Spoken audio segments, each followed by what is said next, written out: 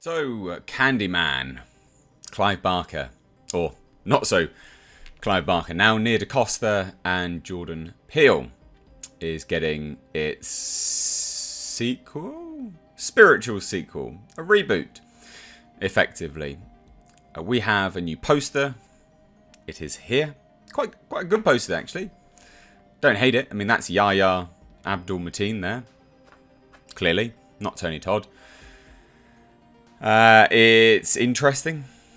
There's a full plot synopsis now, which does actually confirm a lot of what I leaked before the first trailer dropped, which I'm going to briefly cover again, and I'll give you a spoiler warning for that.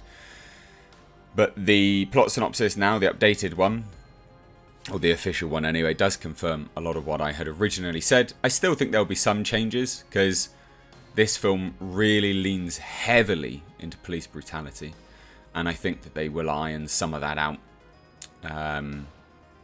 just because of everything that's been happening and the general tone of what people are sort of happy to view, I guess you could say. Now, the director, Nia DaCosta, did come out and do a 2-minute video explaining her connection with Candyman. There's nothing really in it to cover, right? It's a lot of, Cabrini Green projects, Juneteenth, a lot of pain, a lot of hope. She even references people being killed can turn into, martyrs, or, saints and things like this. They can be demonized, or they can be, sort of deified. Some very interesting comments, which I think, generally speaking, will actually only resonate with Americans. Which, realistically, movie studios do need to get on board with this idea, is that allowing people to do stuff like that can actually disenfranchise certain geographical audiences, because that's only relevant to Americans by and large. So, let's have a look at the new sort of updated plot synopsis, and then we'll go back. I'll give you warning, and then we're going to cover some of the leaks again, just because I do find it interesting, because I get called out quite a lot when I release exclusive information.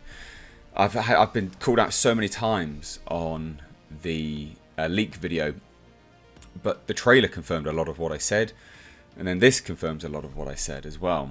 So let's have a look.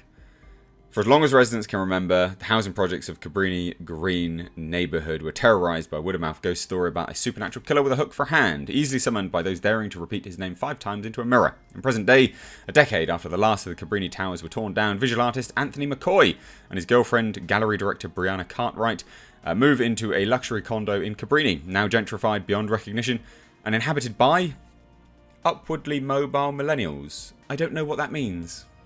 I need to Google that. What does upwardly mobile mean, ladies and gents? Can you please let me know? I genuinely have no idea. With Anthony's painting career on the brink of stalling, a chance encounter with a Cabrini Green old-timer, Coleman Domingo, exposes Anthony to the tragically horrific nature of the true story behind Candyman. Anxious to maintain his status in the Chicago art world, Anthony begins to explore these macabre details in his studio as fresh grist for paintings, unknowingly opening a door to a complex past that unravels his own sanity and unleashes a terrifying viral wave of violence that puts him on a collision course with destiny. What's the destiny, you might ask? Well, let's go into spoilers. So here's your full spoiler warning for what I had already leaked, but we've got new subscribers, there's new people watching, new information, this, that, and the other. Full spoilers. I'm going to put an advert here as well, so it'll sort of dissipate and people have time to leave.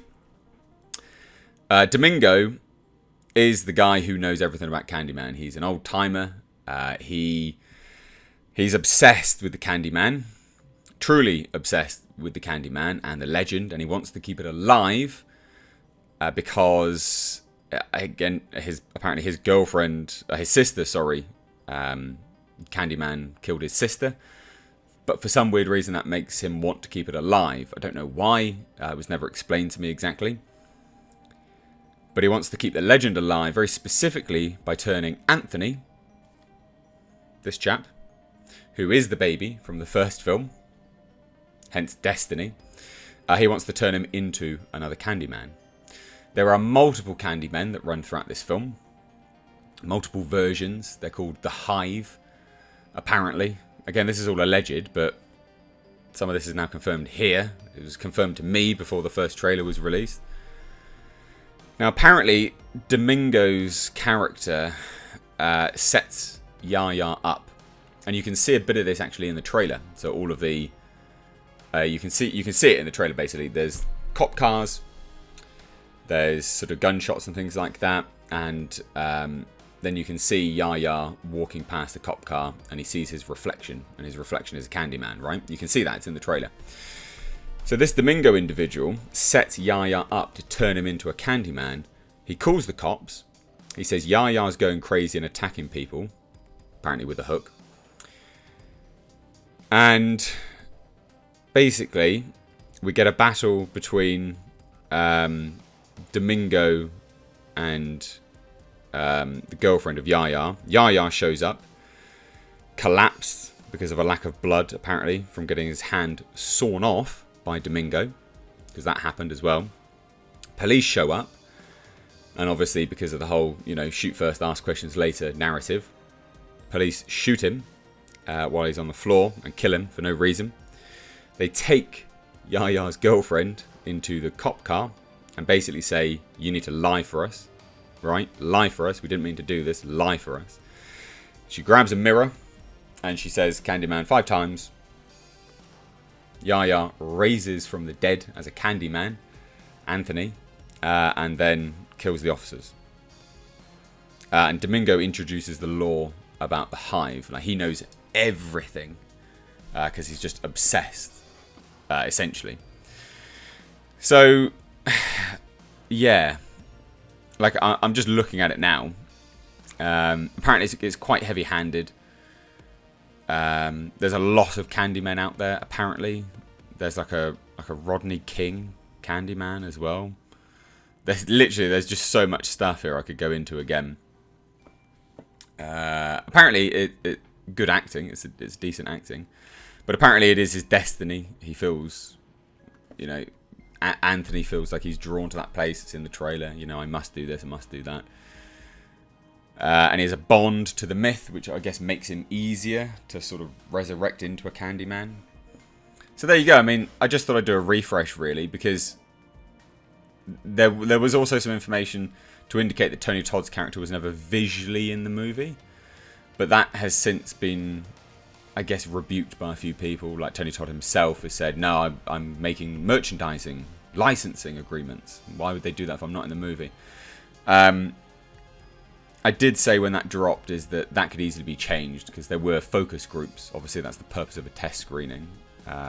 Based on feedback, people would change stuff. So he might be in it a bit more, but he's not the focus. It's about giving it to Yaya. He is the new Candyman, basically. Which is a shame. But we'll see how it goes. I'm always happy to do these leaked videos, drop it out there, and just sort of say the proof is in the pudding. So, I don't know whether I'm looking forward to this that much. It comes out August 27th, I believe. Might be alright. It might be alright. I just don't know about Nia DaCosta and Jordan Peele. They are very American-centric in their storytelling about issues, and it's not always relatable worldwide. So I don't know whether that will put people off. I don't know whether it'll put me off, actually. And that's not to say that it's not interesting, but you know, this is something which we've heard a lot of, and I just don't know whether. Yeah, I don't know whether it will be something that will carry through, and not seem a bit performative when it's then put into a film format. You know, as if they're just trying too hard, you know, try hard, performative. We'll see how it goes. But let me know what you think down below. New post is good. Updated plot synopsis confirms a lot of what I'd already said before the trailer was even released. So let me know what you think. I'll leave the original video linked above. Try and find that for you. The video for the director is in the description box. Thanks so much. Take care.